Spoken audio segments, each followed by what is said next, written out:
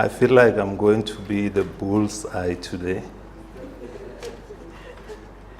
because I come from the Department of Agriculture and I come from the Directorate Agriculture Inputs Control, which is responsible for registration of pesticides, fertilizers, stock remedies, which are animal medicines, and farm feeds, which are basically animal feeds, including pet feeds. So anything that Prof. Patrick has been saying, I feel like I'm partly responsible to, but I'll try to explain to you how we go about registering products, but that will be part of my presentation. But the main part of my presentation will look at essential elements in agriculture, which Mr. Glass has already touched. So hopefully my presentation is going to be short. Like I said, I come from the Directorate Agriculture Inputs Control. In our directorate, we are responsible for the Act 36 of 1947, which regulates the sale, advertisements, and use of fertilizers, farm feeds, agricultural remedies, stock remedies, pest control operators, and sterilizing plants. Please note that any other agricultural input that you are using, it must be registered according to the Act. If it's a pesticide, it must have an L number. If it's a fertilizer, it must have a B number or a K number. And lately we are registering biofertilizers as well, and biostimulants, which are having an M number. And pest control operators, those guys who come into the houses and spray your houses, we make sure that they are registered, they've got the relevant qualifications to carry out the jobs, and they understand the risks that come with the job. Okay. Our model currently is that it's not risk-based, but it focuses more on the efficacy of the product. But if there is a risk that is associated with the products, or the user or the registration holder can notice that there are some challenges or some risk pertaining to the product, they have to inform the registrar, who then take necessary action. Now, when we're administering this act, we don't work alone as the Department of Agriculture. We work with other departments, like the Department of Health, where they help us to set maximum residual levels of different chemicals. Mostly they would work with pesticides. But because lately we've been having a new area that is developing of biostimulants in the fertilizer industry. So we try to contact them to set maximum residual limits in plants as far as biostimulants are concerned. We also work with the environmental affairs, and particularly looking at NEMA and NEMBA and the South African Police Service in the Explosives Act. There are many acts that interact, but these are the basic, the most important one that I'm just touching. Because not most fertilizers, some fertilizers like ammonium nitrate can be used as explosives, as well as some phosphate fertilizers. We also noticed that we are a signatory to some international protocols and treaties, and important ones are the ones that are listed there: the Stockholm Convention on Persistent Organic Pollutants, the Rotterdam Convention on Hazardous Chemicals and Pesticides, the Basel Convention and the Montreal Convention on Movement of Hazardous Waste and its Disposal, and the substances that deplete the ozone layer. Those are not the only protocols that we look into when we evaluate applications. But for the purpose of this forum, I chose these ones because they deal specifically with chemicals. But we've got others that deal with other materials, like the Nagoya Protocol that deals with products of plant origin. Okay, and our work is important because we support innovation in the country, and by doing so, we try to lower the time to make pesticides and fertilizers and farm feeds and animal medicine available to farmers on time. And we achieve this by making agriculture inputs in the country, but in the country that are registered and have a unique registration number. The registration process, it ensures that the products that are used in the agricultural sector is fit for purpose, they're effective, safe for use by humans, animals, and that it does not cause harm to the environment. I will explain this. When we are registering products, if it's a new product or it's a new molecule, we require extra information on top of the data that is already available on the product. That data, usually it includes toxicological studies, which include like Prof was talking about chronic and acute toxicity of the product. We also look at the toxicity of the product to fish, to mammals, to biota, and to birds species. Okay. And because I'm from the fertilizers, I will be focusing on the fertilizers part of our work. But I just wanted to conscientize you that we work with other agricultural inputs other than fertilizers.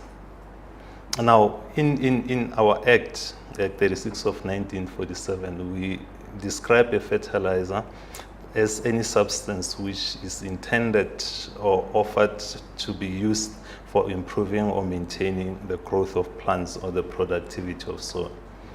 It may be a variety of products. Some products are of animal origin, others are of plant origin, others are organic, others are mostly inorganic. And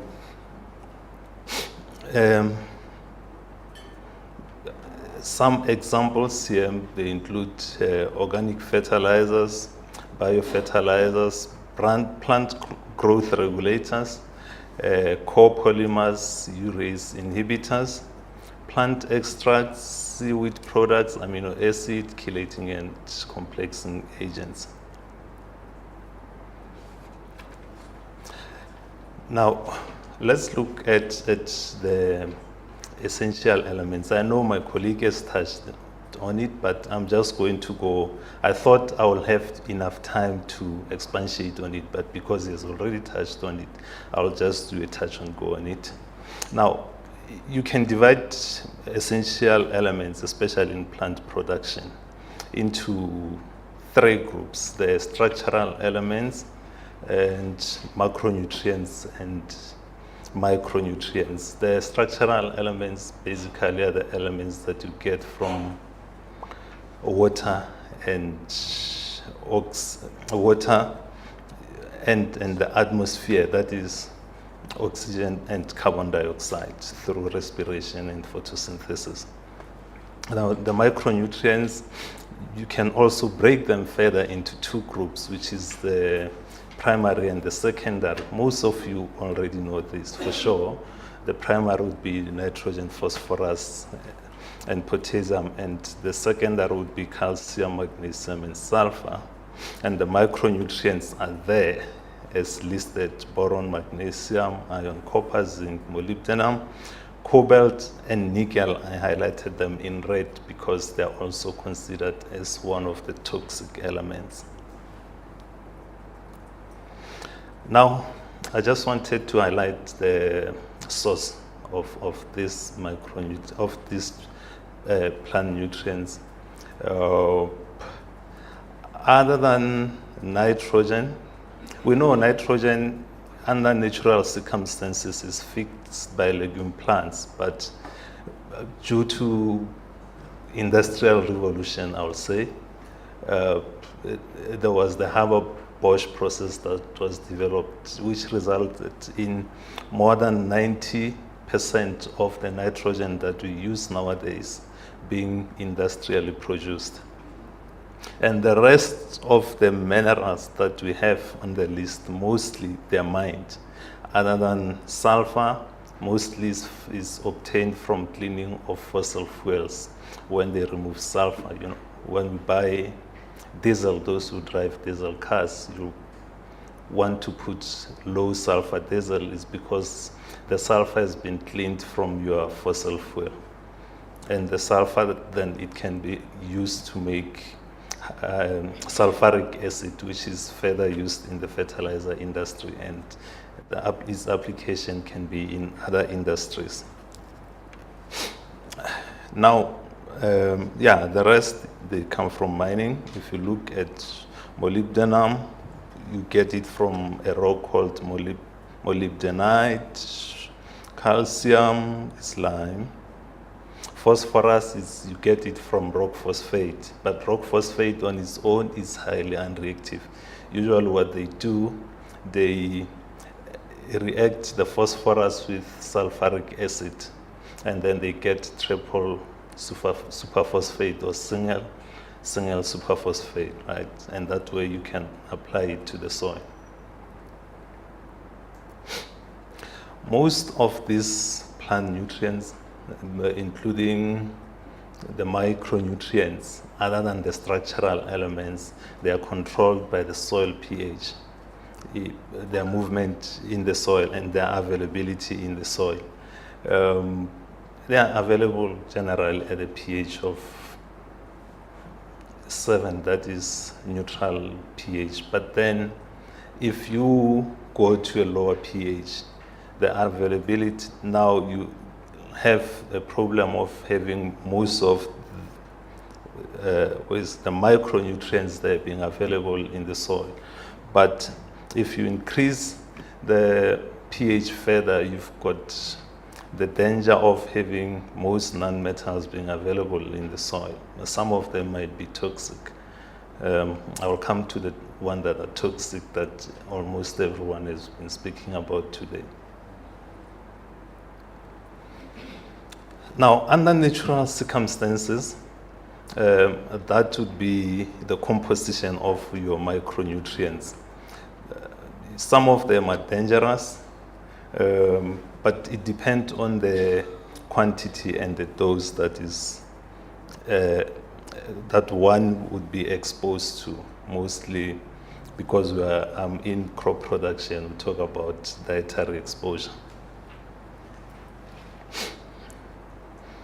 Under normal circumstances, under grasslands or in bushes, most of these nutrients are they've reached a level of equilibrium. That is to say, plants grow, they die, the nutrients go back into the soil, and they sustain more plants that are growing. But because of human intervention through farming, we mine the minerals out. Remember, every time we harvest a crop, we are removing a certain amount of phosphorus, we are removing a certain amount of zinc, we are removing a certain amount of magnesium or even manganese. So that necessitates the needs for us to use fertilizers. And if you don't replace the nutrients in the form of fertilizers, then you have the challenge where you are going to result in unbalanced ecosystems, not ecosystems, sorry, soil nutrient systems, and that is surely a recipe for disaster for farmers. Now, I just want to show you some of the deficiencies in plants. What happens if, surely you know this would be a deficiency in nitrogen in maize. Okay, I did not show it, but this is the deficiency of nitrogen in maize. That is a deficiency of phosphorus, again in maize. Boron deficiency in papaya. I don't think you'd be willing to go and buy that kind of that kind of papaya that looks like it just came out of a boxing ring. That is iron deficiency in macadamia. Molybdenum deficiency in onion. These deficiencies, they don't only have an impact on human health, they also have an impact on crop yield. That's why it's necessary for farmers to fertilize the fields. Manganese deficiency in orange. Obviously, that kind of deficiency is going to result in a lot of crop loss and lower yield to the farmer and a loss of income to the farmer. Now, some of these minerals, like I've said, especially the micronutrients, they are required by plants in small quantities, but if they are in large quantities, they become toxic to plants. They include boron, manganese, chlorine, zinc, iron, and copper. And their availability is influenced by a variety of external factors like temperature, humidity, and how the farmer would manage his soil. Now, I wanted to come to touch this. I know almost all presenters that came ahead of me, they've mentioned that those are the minerals of concerns or heavy metals. In our regulations, we refer not to them as heavy metals, but because they are not all metals, we say they are potentially harmful elements. In fertilizers, we've got, in our regulations, we've got levels that we allow in fertilizers of potentially harmful elements, and we have benchmarked our levels carefully with other countries like the US EPA, the EU, and in Australia the approach is per state, but we benchmarked with the New South Wales state in Australia. We've also used the Japanese standards. But the cadmium, arsenic, mercury, cobalt, selenium, chromium, nickel, and molybdenum, as you can see, some of them, I've mentioned them as being essential elements. But in excess, they become toxic to plants, and they potentially can enter the food chain and affect human health. Now, I mentioned that we've got levels that we allow in our fertilizers in South Africa. That is a table that I did a direct copy and paste from our regulations. If you look, mercury is the lowest of them all, and selenium, and followed by cadmium. What is interesting about cadmium is not particularly too phytotoxic. You might not be able to detect it in plants through any symptoms. You might not notice it, but the levels that are there in the plant, they might be dangerous to humans without being dangerous to plants. Okay, you understand? Okay, thank you. Yeah, that's what I wanted to highlight there. But even if you look at other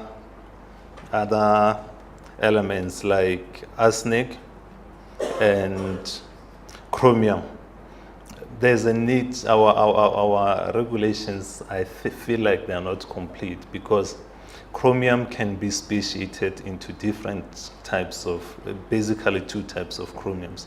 I'll come to them. And arsenic can also be speciated into, basically, there are many different, depending on the oxidative state, but basically there are 2 types of chromiums, arsenic, but I'll come to those.